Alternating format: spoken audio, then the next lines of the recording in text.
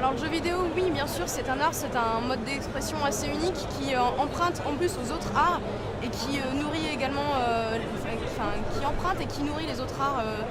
Donc c'est un média assez intéressant au niveau de la narration et c'est surtout le média où en plus, au niveau des émotions, il y a beaucoup de choses qui sont possibles parce que c'est le média où on est acteur de l'histoire, où on est responsable de ses choix et de ses actions.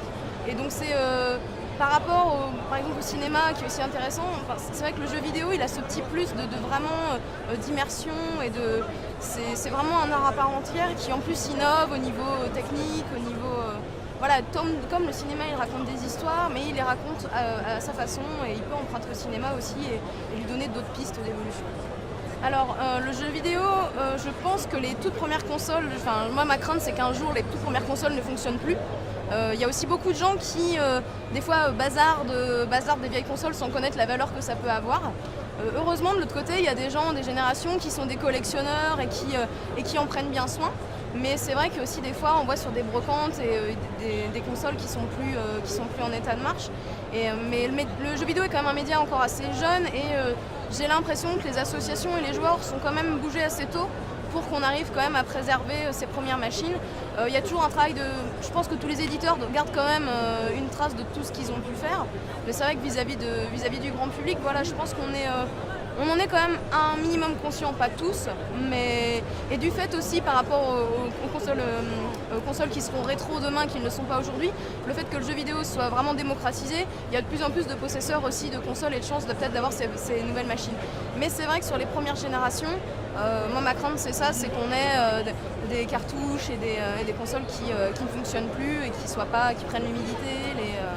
Voilà. Mais je pense qu'il y a une bonne modélisation qui est déjà en cours, de la part des associations complètement. Parce que je pense aussi que justement les dernières générations sont nées vraiment avec le numérique, mais n'ont pas connu déjà toutes ces consoles et tous ces jeux fondateurs et qui des fois n'étaient pas forcément aussi complexes, mais qui étaient vraiment avec les contraintes, il fallait vraiment miser sur l'ingéniosité, on va dire, et faire passer des émotions avec un pixel pour faire représenter une abeille ou des choses comme ça.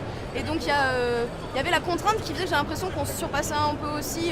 Des fois peut-être qu'aujourd'hui on se repose un peu trop sur la technique, sur les effets, sur le réalisme. Et à cette époque-là, on était beaucoup plus dans de la représentation qui laissait d'ailleurs beaucoup de place à l'imaginaire. Et voilà, et je pense que ce serait bien en effet que les générations actuelles puissent connaître des Captain Blood, des Loom, même si en effet il y a certaines plateformes qui aujourd'hui proposent des jeux rétro, voilà, ce serait quand même bien de pouvoir leur permettre de connaître les ancêtres des jeux auxquels ils jouent aujourd'hui. Je pense qu'en effet ils ont prouvé par les dernières expos et par leur activité qu'ils étaient vraiment motivés pour le faire et ils ont déjà commencé à faire un bon boulot de rapatriement, de prendre soin vraiment de ces appareils-là. Et donc voilà, non, je pense qu'en effet, ils sont à même de le faire, ils ont les contacts pour le faire et ils ont la légitimité aussi, je pense, de la part des professionnels et des joueurs pour le faire. Non, c'est vrai qu'aujourd'hui, ce qui est chouette, c'est que le dématérialisé, ça ouvre le jeu vidéo à plein de monde, et notamment des jeux rétro qu'on ne trouve pas facilement en cartouche ou autre. Mais c'est vrai que si on passe demain au tout dématérialisé, c'est peut-être le risque aussi je dis pas un scénario catastrophe où tous les disques durs sont cramés et justement qu'on garde. Pour moi, c'est important de multiplier les supports pour avoir une chance de conserver tout ça.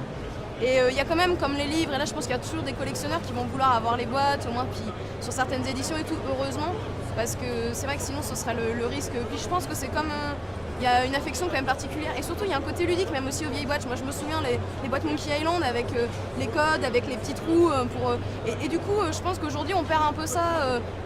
Moi c'est quand j'ai plaisir à retrouver cette boîte là et puis à me dire ah oui donc là j'ai essayé, on faisait des petits. Il y avait un côté ludique même dans certaines boîtes de jeux déjà, dans certains objets. Et donc c'est vrai que le démat ne permet pas ça. Mais ça permet beaucoup de choses, notamment à la scène indé, mais c'est vrai que faut faire attention. Alors je vais vous découvrir. Là forcément ça ne me vient pas à l'esprit. Je sais qu'il y a plein de titres, plein de références que j'ai pas faites. Je sais que par exemple Captain Blood, Honte sur moi, j'ai découvert il y a quelques années. Je suis pas non plus très vieille, mais je pense que s'il y a des gens qui devaient découvrir le jeu vidéo, moi je suis très point and click, aventure aussi, RPG, mais forcément il y a tous les LucasArts, les Loom, les Monkey Island, il y a vraiment tous ces titres-là. il y a un peu de tout, enfin tenir sur chaque support. Je pense que ce qui est important, c'est d'avoir à la fois les grosses références grand public, les Castle of Illusion, les Quackshot et ce genre de jeux, mais aussi d'avoir des jeux, justement, ce que je trouve bien dans Captain Blood, le système de communication avec l'extraterrestre, des choses comme ça, des choses un peu plus, ou des fois des concepts, ou des choses qui pourraient inspirer ou qui n'ont pas été réexploitées depuis et qui pourraient être poussées plus loin, notamment aujourd'hui avec les moyens techniques et le fait qu'il y ait de plus en plus de créatifs de jeux vidéo, d'histoires, de gens qui ont baigné dans cette culture-là. Et du coup, je pense que voilà, ce sera bien d'avoir un petit mix de tout ça. Et j'espère que la cinémathèque se fera. Donc voilà, je pense que ce sera important.